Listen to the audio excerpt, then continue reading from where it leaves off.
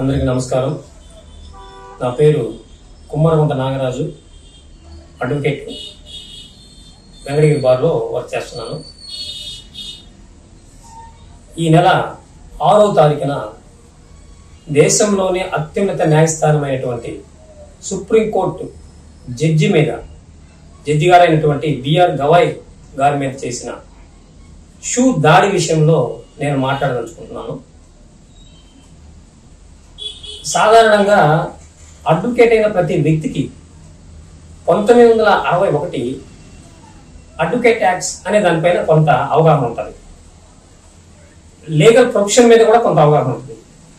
కానీ advocate acts 1961 section 35 అనే విషయాన్ని ఆ సెక్షన్ మర్చిపోయి కిషోర్ రాకేష్ అనే వ్యక్తి అనే ఒక లాయరు భారత రాజ్యాంగాన్ని, భారత సమాఖ్య వ్యవస్థని, భారత దేశ గొప్పతనాన్ని, సుప్రీంకోర్టు యొక్క గొప్పతనాన్ని, సుప్రీంకోర్టు యొక్క జడ్జి గారి గొప్పతనాన్ని అన్ని మర్చిపోయి పేషెన్సీ మిస్ అయిపోయి తనకు ఇష్టం వచ్చినట్టు ప్రవర్తించి షూ విసిరేయడం జరిగింది.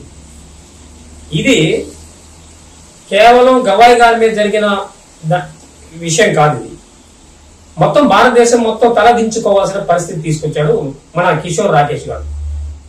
అడ్వకేట్ అంటే ఎలా ఉండాలి? 7 ల్యాంప్స్ ఆఫ్ ఎన్ అడ్వకేట్ అని ఒక లెసన్ వస్తుంది ప్రొఫెషనల్ ఎథిక్స్ లో.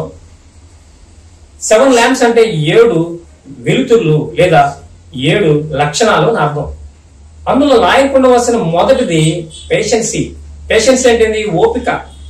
ఆ ఓపిక లేకపోతే బెంచ్ ముందు, అంటే కోర్టులో బెంచ్ ముందు ఎలా ప్రవర్తించాలి, జడ్జి గారి ముందు ఎలా ప్రవర్తించాలి, కోర్టులో లాయర్ యొక్క ప్రవర్తన ఎలా ఉండాలి, అసలు బార్ కౌన్సిల్ అంటే ఏంది, స్టేట్ కౌన్సిల్ బార్ కౌన్సిల్ అంటే ఏంది, అడ్వకేట్ యొక్క వృత్తి ఏంది, మిస్కాండక్ట్ అంటే ఏంది, సెక్షన్ 35 అంటే ఏంది, బిఎన్స్ లోనే 130, 131, 132 అండ్ 133 అంటే ఏంది, ఇవన్నీ మర్చిపోయిన అంత పెద్ద సీనియర్ అడ్వకేట్ ఇవన్నీ అలా మర్చిపోయాడు.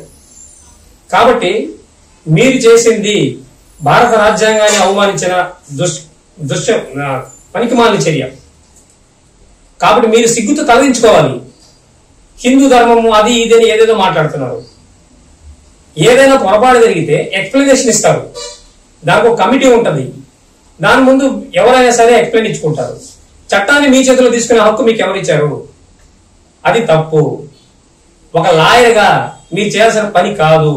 మీ వల్ల యావత్ భారతదేశంలో లాయర్లందరూ సిగ్గుతో తలదించుకునే పరిస్థితి మీరు తీసుకొచ్చారు. లాయర్లు అంటే ఎలా ప్రవర్తిస్తారా అని కూడా కొంతమందిలో ఆలోచన రేకెత్తించింది. కాబట్టి కిషోర్ రాకేష్ గారు మీరు చేసిన తప్పుకి తప్పు ఒప్పు ఆలోచించుకోవాల్సిన మీ విజ్ఞప్తిగా వదిలేస్తున్నాము. అయితే మీ పైన మీరు ఏదో క్షణిక ఆవేశంలో ఏదో చేసేశారు, ఏదో పబ్లిసిటీ కోసం చేశారో దేనికోసం చేశారో తెలియదు కానీ చేసేశారు, బాగానే ఉంది. కానీ బార్ కౌన్సిల్ ఆఫ్ ఇండియా అనేది మీ పైన చర్య తీసుకోబోతుంది. దానికి సిద్ధం కావాలి.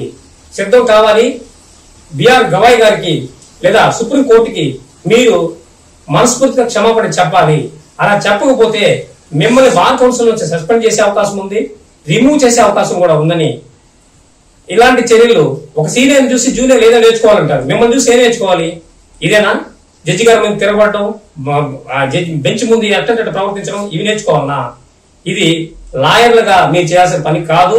ఇలాంటి చర్యలకి మిమ్మల్ని చూసి ఇంకెవరన్నా కూడా ప్రవర్తించవచ్చు. కాబట్టి అలాంటి దుశ్చర్యలకు పాల్పడితే section 35 of Indian professional ethics లోని అడ్వకేట్ యాక్ట్ 1961 సెక్షన్ 35 ఎవరిని విడిచిపెట్టదు, ఏ అడ్వకేట్ ని విడిచిపెట్టదని. ఇంకోసారి ఇలాంటి దుశ్చర్యకి పాల్పడితే ఎంఆర్పిఎస్ఏ కాదు, టోటల్ భారతదేశంలో ఉండే ప్రతి వ్యక్తి కూడా మీ పైన తిరగబడే అవకాశం ఉంది. దాన్ని తెలుసుకొని ఒళ్ళు దగ్గర పెట్టుకొని ప్రవర్తించాలని నేను కూడా ఒక న్యాయవాదిగా మీకు ఒక అడ్వైజ్ ఇస్తున్నాను. I'm not warning you, I'm giving just only advise only. Be careful. This is not good for you. Before the bench you are an advocate. You are in Supreme Court and also before in bench. So please try to repentance from your heart. Otherwise, compulsory Supreme Court will take in action against you. Be careful. That's all.